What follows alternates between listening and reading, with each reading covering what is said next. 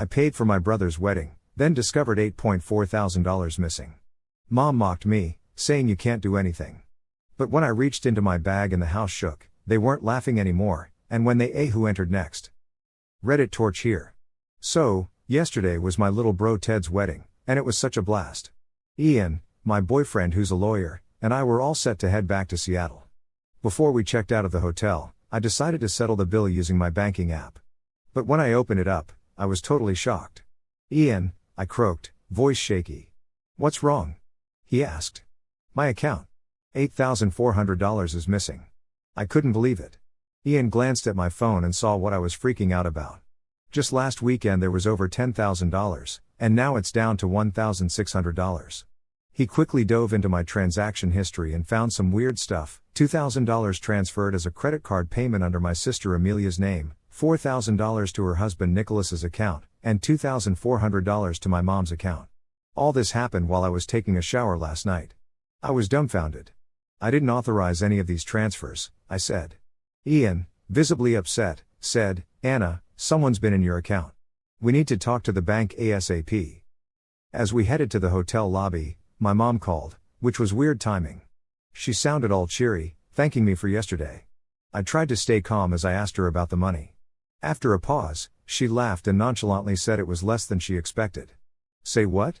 It turned out Amelia noticed my account balance and decided they could help themselves. Just like that. I was gobsmacked. Nicholas chimed in, saying they just saw it as a wedding gift for Ted. Ian realized the gravity of the situation and grabbed the phone. What you've done is illegal, he said firmly. My mom snapped back, not at all concerned. I took back the phone, demanding to know how they gained access. Amelia had cracked my easy password during my shower. We decided to go directly to my parents' place to confront them. When we got there, Ian reminded me to stay composed. I nodded, still fuming, and knocked on the door. Dad answered, surprised to see us. We walked into the living room, where my family sat, probably discussing their brilliant idea. Amelia admitted she snooped into my account in the hotel, and Nicholas justified it for their financial struggles, acting like it's no biggie. Anger boiled up in me. Ian stepped in, reminding them of all the support I've given over the years, from Harry's lavish birthday present to Margaret's gaming console. Amelia just rolled her eyes, dismissing it as my obligation because I don't have kids. Despite their attempts to rationalize it, I demanded my money back. Nicholas laughed, saying the cash was long gone, used on debts and shopping, including a smartwatch just like mine. My head was spinning. Flaunting? That was a gift from Ian to celebrate my promotion, something I cherished. My mom said I was overreacting. The whole situation revealed to me how they viewed me, not blessed but as a bank. My family's betrayal stung, and I realized I had to stand up for myself now more than ever. You know, dealing with family money stuff can get really messy. It seems natural to lend and borrow cash among family members, right? But when Ian chimed in with, "This is theft," it hit me hard. My dad looked up and said, "Young lawyer, calm down. It's just a family thing, no need to get all legal about it." I was just standing there, frozen. These were my folks, the very people I've always loved and supported. But to them, I felt like nothing more than a walking ATM. Ian gently put his hand on my shoulder and said, "Anna, let's just leave.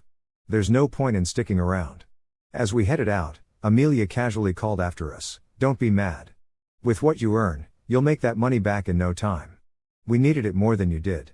I turned around and saw she meant every word, like there wasn't even a hint of guilt. It felt as if I was the selfish one for wanting to keep my own money safe. I said goodbye, telling them never to contact me again. As soon as I got into the car, I broke down, crying over how cruel my family could be. Ian just rubbed my back silently. "Anna," Ian said, "I wasn't joking. This is a real crime. What they did was unauthorized use of your account and theft. Just because their family doesn't give them the right to hurt you. Think about it. If some stranger stole $8,400 from you, you'd be at the police station in a heartbeat, right?" I nodded, realizing he was right. Why should it be different with family? They're supposed to protect and respect you. His words were spot on. We ended up swinging by Ted's place on the way back. He was supposed to be packing for his honeymoon but seemed a bit out of it when he opened the door. "Anna, what's wrong?" he asked, noticing something was definitely up. $8,400 disappeared from my account, I explained. Amelia, Nicholas, and even Mom and Dad are involved. Ted was shocked. While I was showering at the hotel, Amelia used my phone to transfer the money, I added. Ted just sat there, speechless. Mom and Dad said it was a wedding gift for you, Ian added softly. Ted was furious. I had no idea. I never asked for anything like that. Anna, you have to believe me, I reassured him that I did. What are you gonna do? Ted asked nervously. I'm not sure yet, but I can't just let it slide, I responded. Yeah, what they did was wrong, he admitted, choosing his words carefully. But, if possible, try not to do something that'll tear the family apart. I shot back, I'm not the one who broke this family, and Ted gave me a small nod. Anna, we should go, Ian said to ease the tension. Ted walked us to the door and gave me an awkward hug. I'm really sorry, Anna. I wish I could do more. I patted his back. I didn't want to mess up your wedding. But Ted insisted, your well-being is more important than my wedding, though he looked torn about the whole situation. Back at our place, Ian was making coffee, glancing at me from time to time. You feeling any better? He asked, handing me a mug. I nodded, though my voice trembled. I can't believe this happened.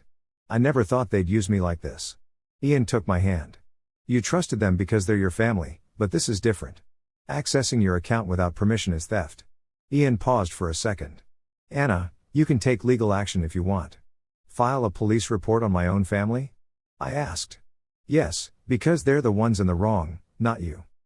The next morning, Ian went out early, saying he had some stuff to handle. I stayed home to process everything. In the afternoon, Ian showed up with this huge file. Check this out, he said, spreading it on the table. It was packed with info on financial crimes and how to gather evidence. I talked to a colleague who knows about financial crime, he explained. Turns out, family members taking advantage of high earners is more common than you'd think. Flipping through the docs, I felt uneasy. Do we really need all this? They're my family. Ian looked serious. Anna, what they did was a crime. If you let it slide, they might just do it again and take more next time. Okay, so what's the plan? I asked. First, we gather all the evidence, bank statements, any signs of unauthorized access, the works.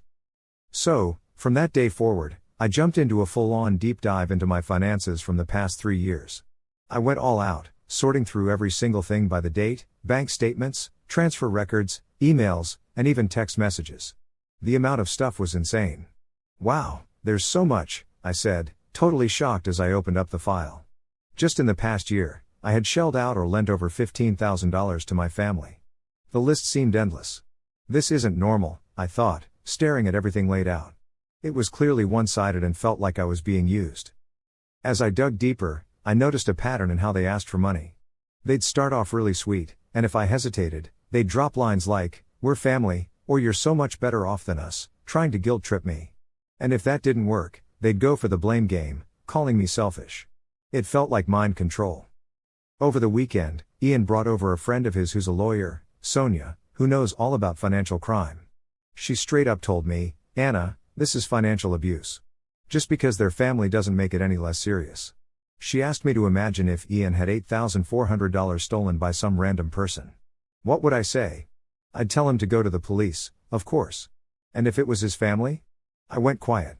A crime is a crime, Sonia said. It's an even bigger betrayal when it's family. Her words hit me hard. Ian quietly backed me up, saying, Anna, I'm with you no matter what you decide. You're not alone in this. I realized I had to put a stop to all of this, despite my love for my family. They didn't respect me, ignored my feelings, and broke my trust. I made my decision. Ian, let's do it. I'm going to report this to the Financial Crimes Division. He breathed a sigh of relief and told me I was doing the right thing. We set up a meeting with the Financial Crimes Division. The officer in charge, Taylor, asked me to explain everything. My voice was shaky as I recounted the night of a wedding when $8,400 disappeared from my account, my family's reaction, and the ongoing pattern of exploitation over the past 3 years. Taylor listened intently and took notes, while Ian filled in the technical details. She asked if we had any evidence, so Ian handed over a packed folder with all the bank records, proof of unauthorized access, and more. After going over everything, Taylor looked up and said, This is clear evidence of financial crime. We see unauthorized access, theft, and probably long-term financial abuse. Nervous, I asked what would happen next. She explained they'd start a preliminary investigation, interview those involved, gather more evidence, and if it all adds up, send the case to a prosecutor. I took a deep breath and asked, Will they be arrested? She said it depended on what they found but mentioned that actions like freezing accounts or seizing assets might happen. It was sinking in, my own family might face legal consequences. Taylor gently asked if I was having second thoughts. No, I replied. It's just. They're my family, Taylor reassured me, saying, many cases involve financial crimes by family or people close to them. You're a victim. Don't blame yourself. Her words felt freeing. I realized I had a right to seek justice. Please proceed with the investigation, I said, feeling determined.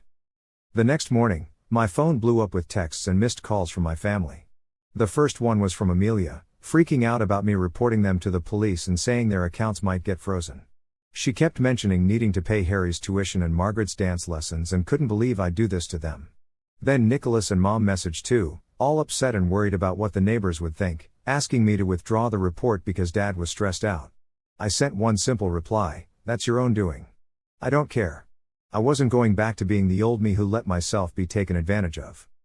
The next day, coming home from work, I saw Amelia waiting in front of my apartment. Her eyes were red, makeup a mess. Anna, she shouted as soon as she spotted me. Why are you doing this? We're family. I kept my distance and told her I'd call Ian if she wanted to talk. She sneered at that. That lawyer? He's controlling you. You weren't like this before meeting him. You cared about your family.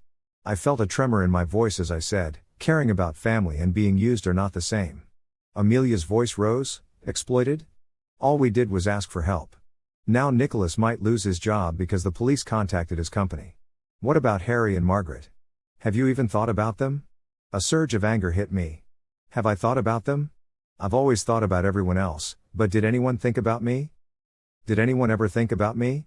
Like, when you took money from my account, did any of you stop and think about how I felt? Amelia stepped back, and for once, I could see she was scared. You've changed, she whispered. Yep, I have. I'm done with being walked over. A few days later, Ted swung by. He mentioned the police investigation. Ted, it's not like I had a choice. I get that, but everyone's freaking out. Amelia's worried about the kids. Well, that's on them. They decided to steal from me in the first place. Ted let out a big sigh. Ted, are you siding with them? No, I'm not, he replied, looking down. How can I help? If you're with me, tell them they messed up and owe me an apology. I'll try talking to them, he weakly promised. But I'm not sure they'll listen. After Ted left, Ian put his arm around me. You okay?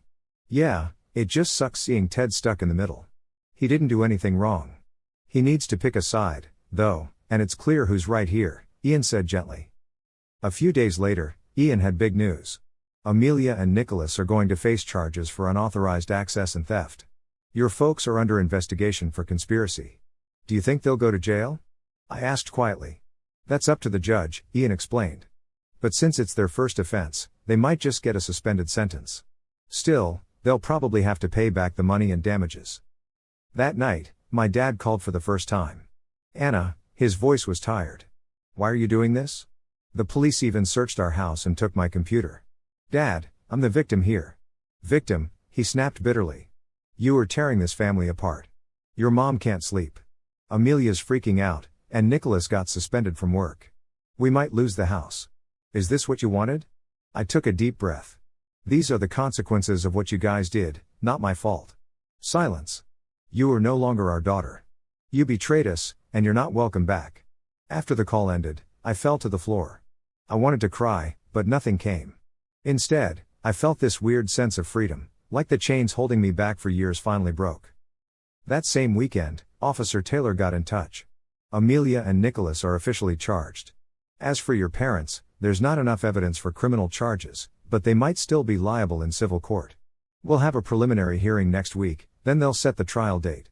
She hesitated, then asked, Ms. Moore, have you felt any pressure or threats from your family? I thought of my dad's last words. They've disowned me. That's tough, Taylor said sympathetically. But your safety is super important. If needed, we can think about a restraining order. I told Ian everything, what my dad said and how I felt cut off from my family. Anna, you're doing what's right, Ian insisted. They have to face the music for their actions, and it's not your fault. But I lost my family. Real families respect and care for you, Ian said quietly. They didn't respect you. They crossed your boundaries and broke your trust. That's not what family does. A few days later, I found an envelope on my desk from someone named Marty Davis. I remembered she was Nicholas's cousin, related to Amelia's husband. Dear Anna, the letter started, "You might not remember me, but we met at family gatherings. I heard what you did and wanted to say thanks." I was surprised and kept reading. I was in a similar spot. My family kept borrowing money and never paid it back. When I said no, they called me selfish. But knowing you stood up for yourself gave me the courage to set boundaries and say no. Thank you for your bravery. Holding the letter close, I felt like I'd finally done something right. It wasn't revenge. It was about protecting myself and empowering others like Marty. Over the weekend, Ian said, "Let's go somewhere nice to clear our heads." He drove us to this stunning lakeside spot outside Seattle. As the sun set, the lake turned a brilliant orange. "Wow, this place is amazing," I said, amazed. Ian took my hand and led me to a dock lit with candles and a small table. "What's all this?" "I wanted today to be special," he grinned. We had an awesome dinner, and as the stars came out, Ian suddenly got up. "Anna," he said, kneeling and pulling a small blue velvet box out. So, there I was with my heart pounding like crazy. Ian, with all seriousness, told me, "I've really noticed your strength and bravery these past weeks. You've really stood up for yourself, which is no easy feat. But you did it." Then he opened this box to reveal a simple yet stunning diamond ring and asked, "Anna Moore, will you marry me? Let's start fresh, a new life, a new family together." I was honestly overwhelmed, tears just rolling down my face, not from sadness but from relief and sheer hope. I managed a shaky yes, "I'll marry you." Even though I'd lost my family by blood, this was my chance to create a new family, one where mutual respect was key. Not long after, the investigation wrapped up, and they set a court date. Just days before, I got an unexpected message. It was Ted. He seemed nervous, asked if we could chat. "Of course," I said. He admitted he'd been doing some heavy thinking. He confirmed what I already knew: what our family did was just wrong. To my surprise, he said he'd testify on my behalf. I was honestly floored. He explained how he knew Amelia and Nicholas had been scheming for a while, even planning to use my wedding for cover. Though he admitted shamefully, "But I couldn't stop them. I was scared it would blow the family apart."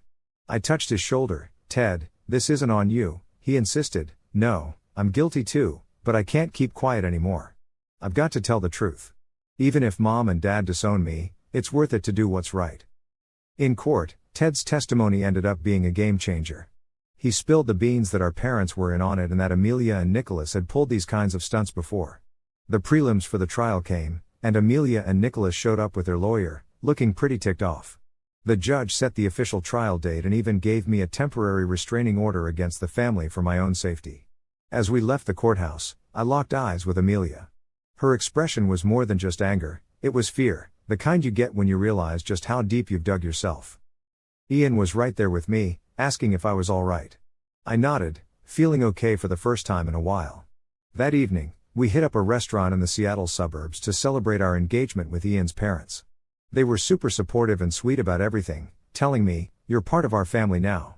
Ian's mom, Estella, said, "Family means looking out for one another and respecting each other." Her words brought tears to my eyes. I was finally getting a real taste of what family should feel like. As we stepped out of the restaurant, there was Ted, waiting around. "Ted," I exclaimed, throwing my arms around him. I was surprised and asked why he was there. He said he heard from Ian. "Congrats," he said shyly. I glanced at Ian, who just smiled and said, "He's your family, your real family." I asked Ted about his plans, and he confidently said he was looking for a new job in Seattle. "Seattle?" I asked. He nodded. "I want to be near you, like a real family." His words warmed my heart. I realized I hadn't lost everything, I still had him, and I was starting to build a new family with Ian. A few weeks later, I got an email from Marty Davis, someone I didn't know but who was inspired by my story. She said, "Thanks to you, I've started taking back my life. Your bravery showed me I didn't have to stick with a family that took advantage of me. Though I didn't go the legal route like you, your story is making waves." Her words filled me with a comforting warmth, knowing my actions were empowering others. When the trial finally got underway, Amelia and Nicholas pleaded guilty. Their attorney pleaded for leniency citing financial stress and kids at home. The judge weighed everything and sentenced them to 3 years of probation for unauthorized access and theft. They were also ordered to repay $8,400 plus $5,000 more for emotional damages and had to keep away from me for 5 years. Walking out of the courthouse, I felt unexpectedly at peace. This wasn't about getting even, it was about justice and protecting myself. That evening, the local news covered my story under the headline "The Reality of Financial Crimes Within Families," but kept my identity anonymous. It sparked conversations about financial abuse in families. Soon after, my inbox was flooded with messages from strangers who had been through similar situations, thanking me for my courage. So, all this stuff started rolling in. Ian was grinning next to me and said, "Hey Anna, you're becoming a beacon of hope for so many people." 60 days zipped by after the verdict, and the payment deadline slipped past without a peep. Then, out of nowhere, big news dropped. The court had finally put the hammer down. Amelia and Nicholas found their bank accounts frozen, and some of their stuff was taken to pay off the damages. Plus, Nicholas's company gave him the boot because he got nailed for financial crimes. One of Ian's buddies mentioned their house might be up for grabs since, with the accounts frozen, they couldn't pay the mortgage anymore. The day after they hit Nicholas with a restraining order, more news broke out. His employer officially let him go because of the charges. Ian's friend also said their home was in jeopardy since their funds were locked up. They couldn't keep up with the mortgage payments. It seemed like my parents were in the same boat. Even though I felt a twinge of guilt hearing all this, Ian's words echoed in my head. This was the fallout from their decisions. It wasn't on me. Finally, I felt like I had found myself again. I was heading in a fresh direction, shaking off the chains that had been labeled family. Now, I was set to create connections with a real family. If you want more stories, subscribe to Reddit Torch.